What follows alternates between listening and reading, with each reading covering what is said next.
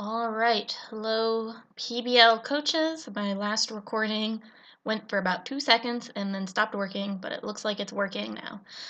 So here's my team builder for my playoff match against Alex. But before I show you the team, I just want to show you, I went to see my nephew this past weekend, well, my nephews, and he really wanted to play on Pokemon Showdown, so I let him build a team. He can't even read yet, so I mean, needless to say, he doesn't know too much about, he doesn't know anything about EVs and IVs and natures, and, he doesn't really know what moves are good. He basically knows what is super effective against what, and he knows what looks cool. So, this is Kyler's team. I did the EVs and the IVs, and, well, the IVs are going to be 31, but I did all the competitive stuff, but he picked the Pokemon.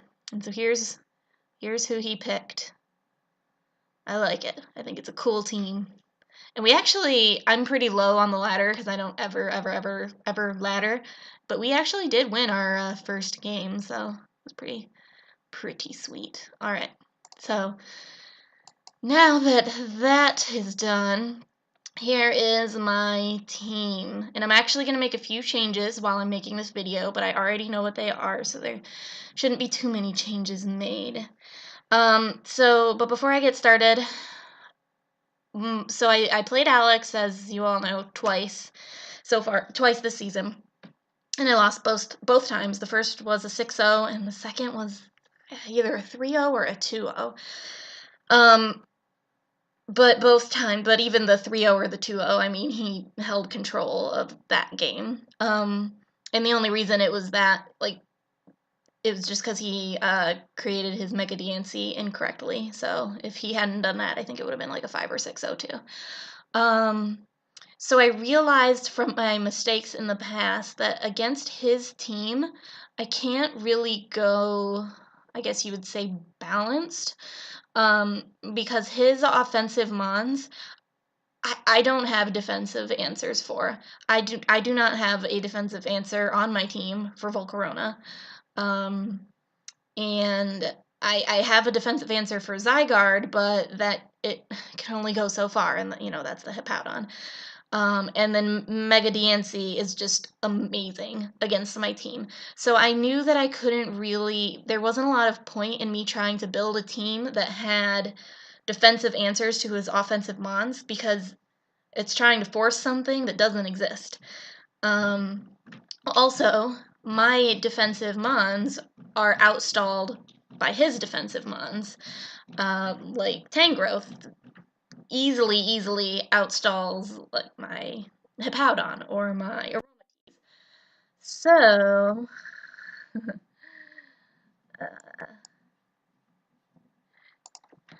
just doing my video now. Say hi. Soon.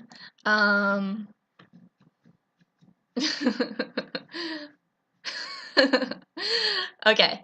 Oh, yeah, that's probably true. Okay, so back to my team. So basically, like I was saying, I feel like I don't have a great matchup, and obviously Alex is a way better battler than me. So I feel like the only chance I have is to go like straight hyper offense, and so that's what I'm doing this week. So that's why I'm bringing Masquerain. Now, I've done 3 practice matches, and I won 2 of them. 2 or 3. Actually, I might have done 4 practice matches. I've won all but one of my practice matches. And so basically it depends on Alex doing what I hope he's going to do. So what I need to happen is I need him to see that I have a Masquerain, think, oh, I would rather not have her set up sticky webs, and lead with his DNC. He Mega Evolves and goes for, what's that rock type move? The Mega DNC rock type moves, that move that can raise your defense. He goes for that. I live with my Focus Sash and Agility. Now I'm faster than him, and I Baton Pass out in almost all cases, into my Excadrill, which you'll see what I'm running on my Excadrill. I need that to happen. If that happens, I feel like I have at least a good start to this match. Other things that could happen. He could see the Masquerain and think, I'm going to, he could see what I'm doing. I'm not really even planning on setting up the sticky web. I have them here just because, I mean, if you have a sticky web user, you should probably have sticky web on that one. But, like, so, like, something that he could do. He's brought a Lowland Persian to both of our matches. And I'm just going to say, do you know how embarrassing it is to lose a second time when your opponent brings the literally exact same team? It's embarrassing. So, I'm pretty sure this gets taunt. Yep, it gets taunt. So, he could see right through my plan, and he could think, oh, there is the Masquerain, and I should lead with my Alolan Persian, like I have in my past 2 matches against her, because I can taunt it. And then she can't agility, she can't baton pass, she can't quiver dance, which I don't have. So yeah, I will be in a bit of trouble if he decides to lead that. I just have to hope that he doesn't.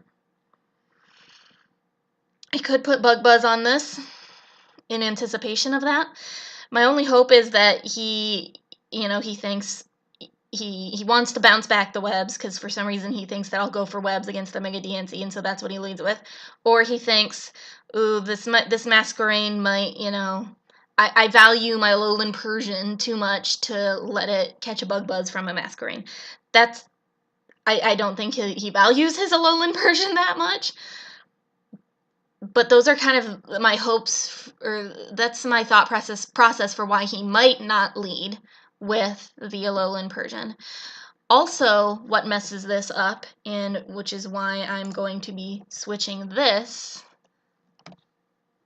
what messes this up, let's just see if it has any other rock moves. No, just Hidden Power Rock. Is if he leads with the, the Volcarona. In my first practice match, my opponent led with Volcarona against my Masquerain lead. He set up a Quiver Dance, and that was pretty much GG. So if I lead this and he leads Volcarona, I probably just have to Hidden Power Rock. I don't know how much it does to a +1 Volcarona, but I have to. The plan is kind of ruined, but I can't let that Volcarona sweep me, so I have to Hidden Power Rock if that happens. And during that battle, after that battle, I told him I was playing against Swiss in the UPL, and I said, I don't think he's going to lead Volcarona, and let's hope not, because that's a very good strategy, and I don't have anything for a lead Volcarona. But I said, I don't think he's going to lead Volcarona. I think he's going to lead Mega DNC. So can we replay this, and can you do that? And so we replay. I don't remember if I won on that replay. I won some other practice matches, though. So anyway, that's my Masquerain, and I gotta give these things names. Let's call this, I don't know, I'm so bad at names. I don't know, let's call this Bug Face Wing guy. Okay. So next is Sharpedo, and like I said, I'm going hyper offense here. Although actually, let me show you my Excadrill first. So like I said, the plan is to lead this Agility, Baton Pass, Excadrill. Now, when he sees the agility with his Mega DNC, he's, pretty rightfully going to think, oh, she's passing that into something. So he's going to go for a move that does the most to whatever he thinks I'm passing it into. I did a lot of tests, that's why this is called test. I did a lot of tests where I pass it into my Porygon. But those weren't, and I did some tests too where I passed it into my Sharpedo, because that's a smart thing to do when your opponent has a Mega DNC, switch into Sharpedo. But the best thing I found was switching into my Excadrill, because if he goes for Moonblast, expecting Sharpedo or Porygon, I can take it, obviously. If he goes for a fairy move, or that's what I just said, Moonblast. If he goes for a rock-type move, just thinking, I don't know, want to kill this thing, I don't think that's what he's going to do, but I take that very well. And if he goes for Earth Power, which he might do, expecting the Excadrill, I have the Shuka Berry, so I will live it just fine. But I think in none of my practice matches did the opponent go for Earth Power. I know that he's going to have it, but they didn't do that. So I'm hoping that he doesn't do that. Obviously, I could be running Balloon, but then what happens if I switch into Excadrill? He goes for Moonblast, breaks my Balloon. Now I don't have my damage reducing berry because this is also good against an earthquaking Tangrowth. So what I'm hoping is going to happen is he's going to go for like a Moonblast on my switch into this, does a little tiny bit of damage. Then he might think, oh, I need to just, risk my Mega DNC, go for Earth Power. Well, that's why I have the Shuka Berry. Or he'll think I'm not risking my Mega DNC because obviously I kill it. I need to switch out into something. So that's when I go for Swords Dance. His best switch-in is Tangrowth. I don't know if he will switch into that because in the past I've run Beginnium Z and done a lot to his Tangrowth with it. But that's still probably his best switch-in.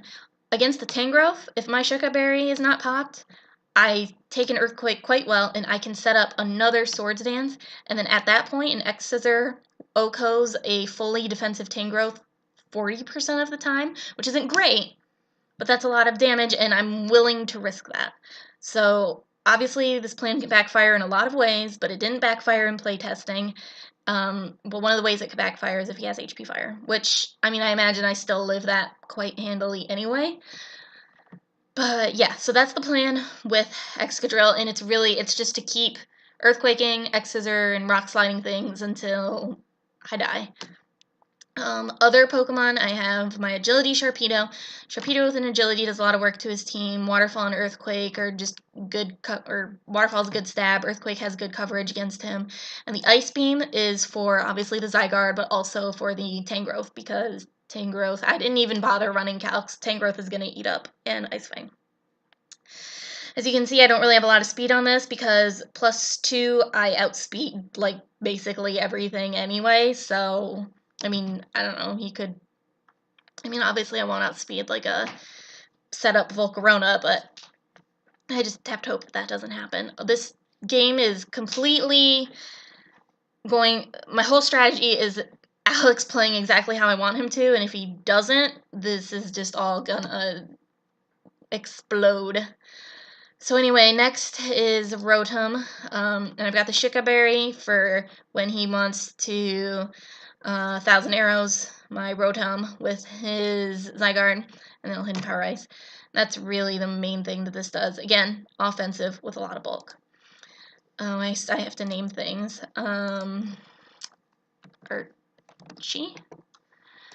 Rotom can be...